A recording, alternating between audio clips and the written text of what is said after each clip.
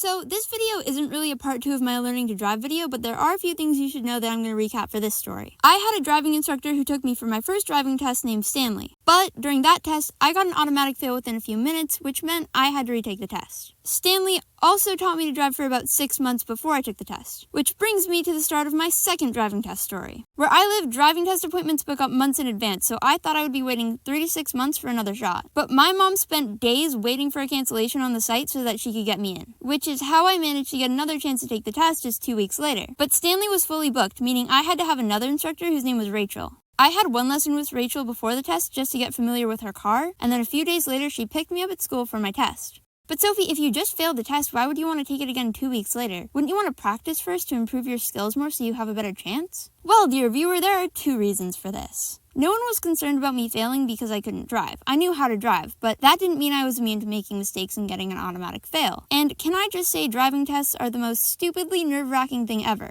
What do you mean I have to sit in almost complete silence with a stranger for an hour while they judge me and tell me what to do? In any other situation, that would be toxic. And the other reason was that my family was going on vacation 3 weeks after the test I failed, and I was worried I would forget a lot of what I'd learned over the past year while I was away. So Rachel and me drive to the testing center to give it one last shot, and if I didn't pass that time, I was going to wait a few months. Now, I had Stanley's phone number for a lot of reasons. In case I need to cancel or have a question about the time of a lesson, if he wants to change the time of the lesson, or if I need to change the spot where he's picking me up. But because I only had Rachel for one lesson and the test, I never got her number, which wasn't going to be a problem because nothing was going to go wrong at any point whatsoever. So we get there, give the worker at the front desk my information, and sit in the lobby waiting to be called. After maybe 10 minutes, a guy with a thick accent comes out from the back room and calls my name, so I follow him outside to the car. I didn't think much of the accent at first until we were going over the basic functions of the car, which was part of the test. But each time he says something, I have to ask him to repeat himself like 3 times. And I'm not trying to be rude in any way. It's not his fault I was struggling to understand him, but I was panicking because I wasn't sure I was going to get through this test if I was having trouble understanding the examiner, who's going to be giving me instructions the entire time. However, that didn't end up being much of a problem because after we go through a few of the car's functions, he says, "You can't take this test today." He explained to me what was wrong and why I couldn't legally take the test with Rachel's car, but I didn't know how the driving school system worked and it all just kind of went over my head. The only thing I really knew was that I needed to find Rachel to sort this out. So I go back to the lobby to find her, but she isn't there. I go and do a quick loop around the building to look for her, then go inside again thinking maybe she went to the bathroom, when this kid not much older than me says, "I saw her leave."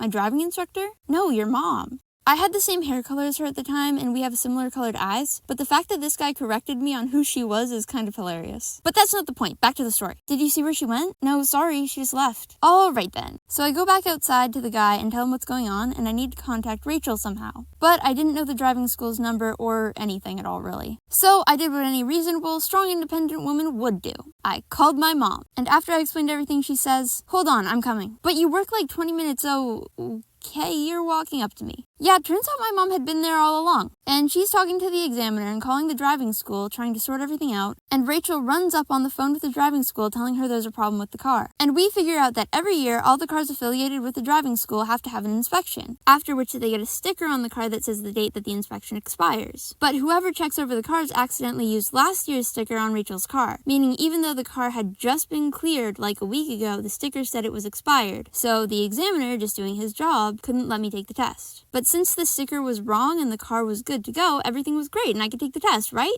Nope, because with how long it took to sort everything out, there was no longer any time for me to take the test. And I was going to have to wait an eternity for another appointment. Rachel was not going to stand for that though, so she went up to the desk and told them that the problem with the car wasn't her fault, but most of all, it wasn't my fault. And even though sure, there was nothing they could do about it either, they shouldn't punish me for it and basically begged them to let me take the test that day. And at that point in the day, there were about 3 hours left until they closed. And with each test being an hour long, it wasn't looking good because they can't just take someone else's appointment away in favor of me. But they said that if there were any cancellations, I could take the test. So me, Rachel, and my mom sat there waiting for an hour and a half on the off chance they would call my name. And eventually they did, so we got in the car, went over all the controls again, and started the test. And it actually went really well! For about 2 minutes. Until we reached a road where there were 2 lanes, but the one I was in was ending, meaning I needed to change lanes. Fast. I waited for an opening, but when I thought I had enough space to go, I started to change lanes and the examiner grabbed my wheel to stop me.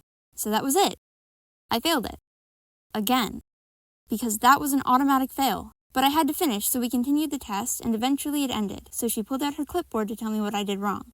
And you passed! What's wrong? Sorry, I was so sure I failed. Really? Why? Because you grabbed the wheel, that's an automatic fail. I genuinely said that. Like, why was I trying to convince her to fail me? Oh yeah, well, I changed my mind. Thank God. So I walk up to Rachel and my mom waiting at the end of the sidewalk to see if I passed, and I get to take my photo for my driver's license. And Rachel even gave me one of those mini apple pies that I guess she always buys for her students when they pass, which was really nice of her. Thank you so much for watching this video. If you liked it, make sure you like and subscribe, or even leave a comment if you feel so inclined. And if you're going for your driver's test soon, remember that one day, no matter what happens, you can make a YouTube video about it, and it'll all be worth it. Unless it's boring and nothing goes wrong at any point. I mean, who wants that, am I right? Anyway, hope to see you again soon around this corner of the internet, but for now, I gotta sign out.